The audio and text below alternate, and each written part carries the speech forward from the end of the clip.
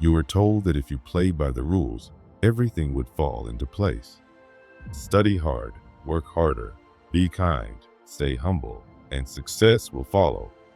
Goodness, effort, and fairness, these were the pillars you were told the world stands on. It was repeated in school, echoed in family dinners, embedded in every story you grew up with. Good always triumphs, and justice will prevail. But look around. Open your eyes, not with the innocence of a child, but with the clarity of someone finally ready to confront what's real. Ask yourself who truly sits at the top. Who holds the power, commands the attention, shapes the outcomes? Is it the most ethical, the most moral, the most hardworking? Or is it the most cunning, the most ruthless, the ones who bend morality into a mask they wear when convenient? The brutal truth is this: society feeds you a lie because the lie keeps you in line. It's not just a mistake or a well-intended myth. It's a design. A system built on illusions, carefully engineered to make you believe that virtue leads to victory, that hard work automatically equals success, that if you just keep being a good person, the world will eventually reward you. But history doesn't confirm this narrative. It exposes it. Empires were not built on kindness. They were forged through fire and blood. Rome didn't become the dominant force of its time by handing out olive branches. It expanded through conquest, slavery, and relentless domination. The United States didn't rise to superpower status by practicing perfect ethics. It did so through war, colonization, manipulation, and ruthless competition. The world's most powerful nations, the most influential leaders, the most dominant corporations, they all ascended not through fair play, but through strategy, aggression, and a refusal to wait for permission. Think about the corporate giants we idolize today. Amazon didn't grow by being nice to small businesses, it crushed them. Apple didn't rise by playing fair, it monopolized, it litigated, it dominated.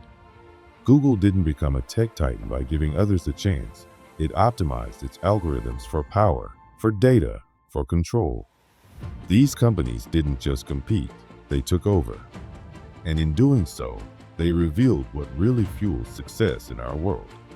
But still, most people cling to the fantasy because the truth is too heavy, too dark, too unsettling. It's easier to believe in karma, to believe that if you stay good, the universe will eventually balance the scales. That's what keeps the machine running, millions of people convinced that their virtue alone will be enough. Foucault warned us. He said power isn't distributed equally, it's hoarded, accumulated, protected. The system wasn't made to elevate everyone equally. It was crafted to elevate the few and keep the rest believing that one day, if they just behave well enough, they'll be chosen too. But they won't, because the game was never fair. It was never meant to be.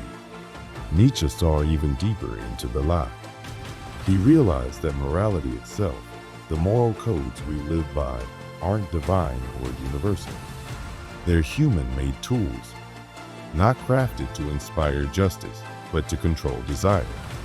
What we call goodness, Nietzsche argued, is often just the morality of the weak. He called it slave morality, a belief system built to keep people obedient, humble, quiet. It teaches you that ambition is evil, that wanting more is selfish, that asserting yourself is wrong. But this morality doesn't serve the people who follow it. It protects those who already have power from those who might dare to take it. This is why the world praises humility, but rewards audacity. It encourages sacrifice, but elevates dominance. It tells you to wait your turn, but gives the crown to the one who grabs it first. The people who shape history, the emperors, the revolutionaries, the innovators, the disruptors, weren't gentle, obedient souls waiting patiently to be acknowledged. They were the ones who ignored the script, who imposed their will, who refused to live by someone else's definition of right and wrong. And what about today? Look at the office, the politics, the industries we work in. Who gets promoted? Is it the quiet, diligent employee who stays late and asks for nothing? Or is it the one who knows how to network, how to sell themselves, how to take credit even when the work isn't theirs? In the real world, recognition doesn't come to those who deserve it. It comes to those who demand it, often at the expense of others. People like to say, nice guys finish last. It's a joke, but it's not funny. It's true, because niceness in its conventional sense often means self-suppression. It means hiding your fire, dimming your ambition, prioritizing harmony over victory. But while the nice guy waits for fairness, someone else, less restrained, more strategic, is taking what they want. This doesn't mean that ethics are useless or that chaos should rule. But it does mean you need to stop living under the assumption that goodness guarantees results. The world does not reward you for being moral. It rewards you for being effective, for being bold, for understanding power and having the courage to use it. Nietzsche believed that every living thing is driven by a fundamental force, the will to power. It's not just a desire for dominance. It's the desire to grow, to expand, to overcome. It's the impulse that drives a lion to claim territory, an artist to break boundaries, an entrepreneur to defy the status quo. It's the same force that made Alexander the Great conquer nations, that pushed Napoleon to rewrite the map of Europe, that allowed Steve Jobs to revolutionize technology while ignoring every rule that stood in his way. The will to power is not evil. It is natural. It is in you. But here's the catch. Most people have had it crushed since childhood. You've been trained to fear your own strength, to feel guilt for wanting more, to believe that ambition is dangerous, that speaking up is arrogant, that challenging authority makes you a problem. You've been taught to blend in, be agreeable, wait quietly. But that's not how history is made. That's not how empires are built. And that's not how you claim the life you truly want. Power is not given. Power is taken. It is claimed by those who realize that waiting for the world to be fair is a losing game. It belongs to those who see reality clearly and decide to shape it, not obey it. This isn't about becoming cruel. It's about becoming real. About shedding the illusion that playing nice is enough. It's about embracing your inner force, the part of you that wants to build, to create, to conquer, not by destroying others, but by refusing to be bound by a morality that was never made to serve you. This force, the will to power, is what separates the ones who lead from the ones who follow. The ones who rise from the ones who remain stagnant. The ones who live with purpose from those who live in quiet frustration. Look at your own life. Look at where you are and where you want to be. Are you moving forward, or are you waiting for someone to finally see your worth? Are you building, or are you hesitating? Are you chasing what you want, or are you hoping it finds you someday? Every system that has ever existed has tried to convince people to follow the rules, to stay in line, to be satisfied with less. Why? Because that's how the powerful stay powerful. They don't just control money or laws, they control minds. And the most effective way to control a person is to make them believe that wanting more is wrong. But it's not wrong. It's human. You were not born to be submissive. You were not born to be average. You were born with fire in your chest, with vision in your eyes, with force in your voice. And the world will never hand you what you deserve. You must take it. With clarity, with confidence, with power. Because in the end, this is the truth most people never wake up to. If you don't shape the world will shape you. If you don't define your values, someone else will define them for you. If you don't take control of your life, you'll become a footnote in someone else's story. And maybe that's why so many people stay trapped. It's safer to believe the lie. It's easier to think that goodness alone is enough. But deep down, you know better. You've seen the evidence. You feel the contradiction between what you were told and what you experience every day. So the question now isn't what's true. You already know. The question is, what will you do about it? Because once you see the world for what it really is, you can never unsee it again. For centuries, religious leaders stood at pulpits and altars, robes flowing, voices solemn, preaching the same message. Humility is a virtue, sacrifice is noble, and enduring suffering in silence makes one worthy in the eyes of God or fate. They urge the masses to bow their heads, bite their tongues, and live meekly. Meanwhile, behind the curtain of holiness, these same men basked in opulence, guided by ambition, and ruled not only congregations, but entire nations of thought. Their sermons were tools, not of salvation, but of control. They lived in palaces while preaching poverty, thrived on influence while teaching obedience, and controlled millions of minds under the guise of spiritual guidance. Governments did much the same. They spoke of justice, of equality, of freedom for all. But those noble words masked the truth. They were the first to manipulate lust, to protect their grip on power, to silence dissent, to bend morality into a tool for dominance. Their morality was not universal. It was selective, strategic, and self-serving. But nature, unfiltered, unpretentious nature, offered a stark contrast. Nature doesn't care about slogans or sermons. Nature reveres power. It rewards those who rise, who adapt, who conquer. It celebrates a different kind of morality, what Nietzsche called master morality. This was the code of the strong, the willful, the unashamed. It belonged to those who didn't apologize for wanting more, who didn't shrink themselves to fit into society's mold. In this view, ambition is not something to hide or tame, it's fuel. The hunger to grow, to lead, to dominate, these are not flaws, but the very essence of life. Those who embrace this path don't live to please others. They live to expand, to create, to shape the world in their image. And when you look at history with clear eyes, you begin to see a pattern. The names etched into the stone of history, the ones we study, admire, fear, were rarely the ones who quietly accepted the rules. They were the ones who shattered them. Julius Caesar didn't bow to the constraints of the Roman Senate. He dismantled them.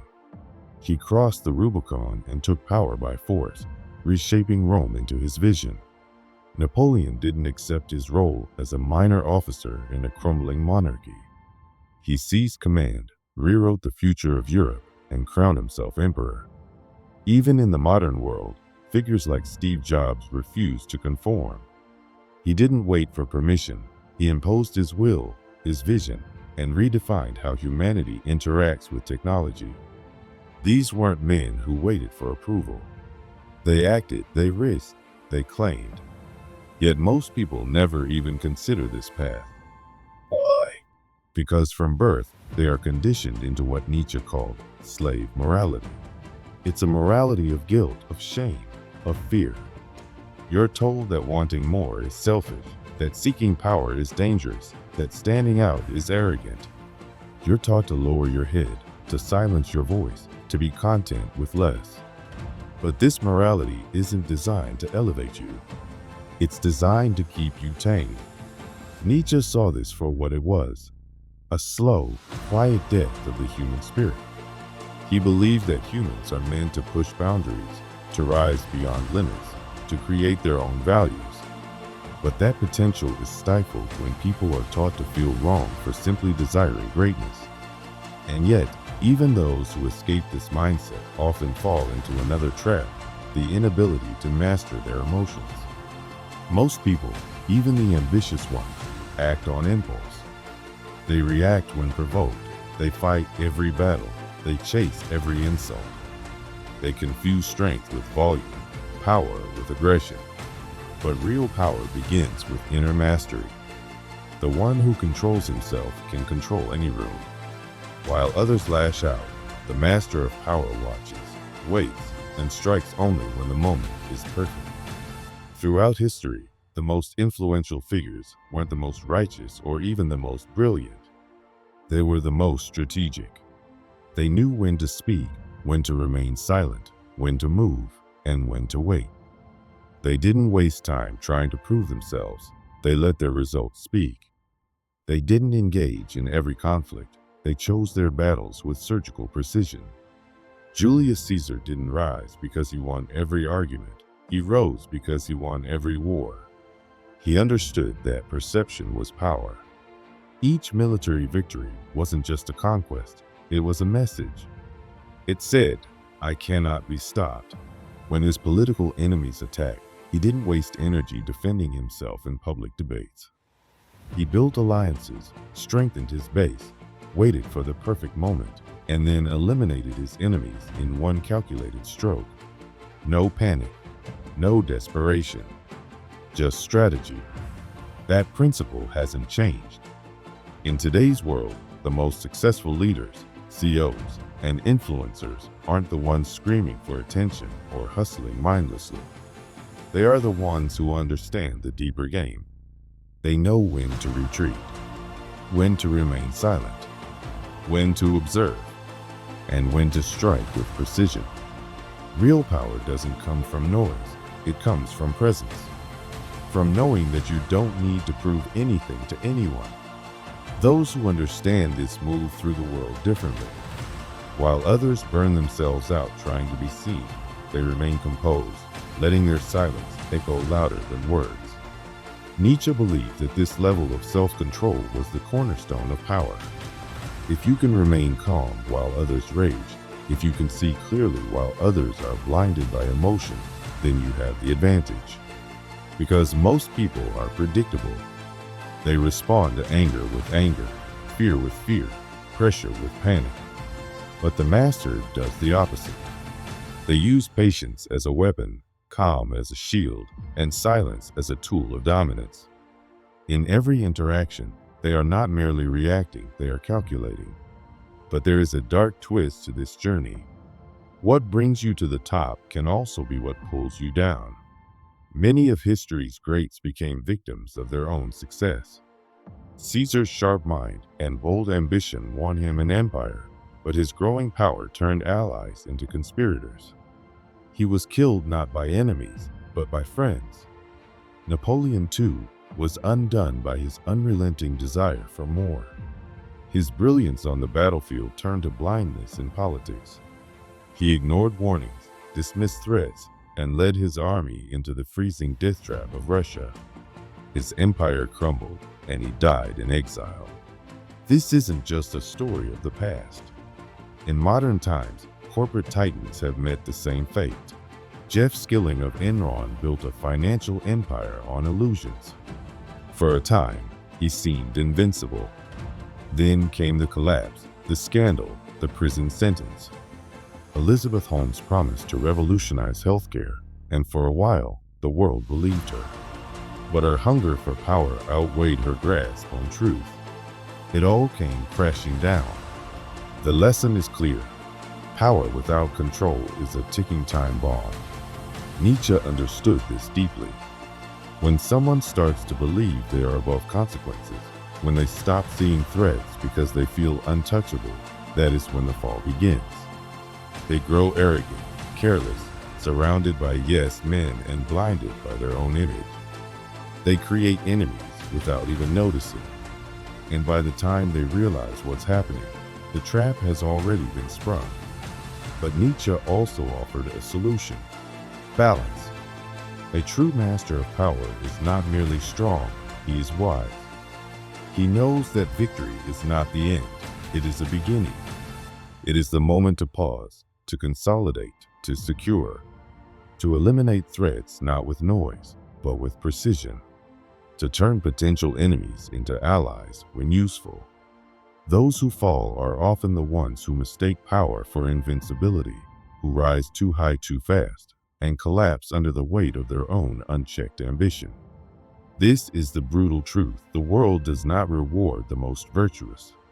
It rewards those who are bold, intelligent, and willing to understand the game as it is, not as they wish it to be. But that doesn't mean you must become a tyrant or abandon all morality. That's the trap many fall into. Power becomes a drug. They swing too far, losing themselves in ruthlessness, paranoia, and control. But Nietzsche never preached blind tyranny. He saw power not as a blunt force, but as a tool, an instrument of transformation. The true winner is not the one who simply takes power, but the one who learns to keep it without losing themselves. This requires balance, knowing when to be fierce and when to be generous, when to dominate and when to retreat, when to silence enemies and when to turn them into useful pawns. Most people never find this balance. They live at extremes. Some go through life weak and exploited, hoping that the world will reward their goodness. Others awaken to the harsh reality of power and fall into cynicism, burning everything around them until they become victims of their own rage. But there is a third path, the path of those who understand power, who master themselves, and who play the game without being consumed by it. And now, perhaps, you're seeing the truth. The world is not a fairy tale. Power is not given to those who wait politely in line. It is not handed out based on virtue or fairness. Power is taken by those who dare, who understand, who move strategically in a world that rewards precision over purity. You can keep living by the rules others gave you and remain a pawn on someone else's board. Or you can open your eyes, learn the real rules, and begin to play with intention. Because in the end, no one gives you power. You take it. And when you do, take it with wisdom.